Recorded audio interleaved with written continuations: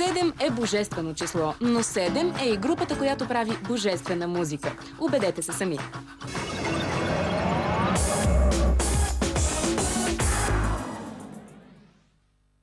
А това трябва да е любов. След дългогодишна пауза от българската музикална сцена, с нови сили и идеи се завърна група 7, за да представи клип към новата си песен «А това трябва да е любов».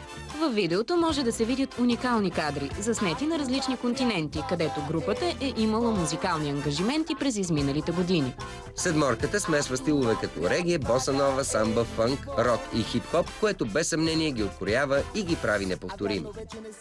Тази вечер ще представите новото си парче. Къде е снимано то, как се казва, кои са отговорниците за заснемането?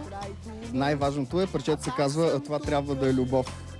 Самият клип говори много сам за себе си, защото е много екзотичен. В смисъл, неща, които няма как тук да видиш на улицата, нали? А пък там съм ги видял на улицата и съм ги снимал.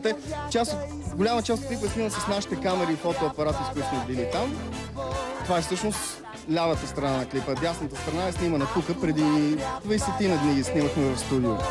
Промоцията на този клип тази вечер означава ли, че е приключила вашата музикална пауза в България и пак започвате да творите? Съвсем определено. Това е само първото от поредица от няколко парчета, които планираме и евентуално по-нататък, примерно да издадем албум или нещо такова. Имаме готови още няколко парчета, които ще ви представим в един процеса. Да. Добре, благодаря ти, пожелавам успех тази вечер. А това трябва да е любов.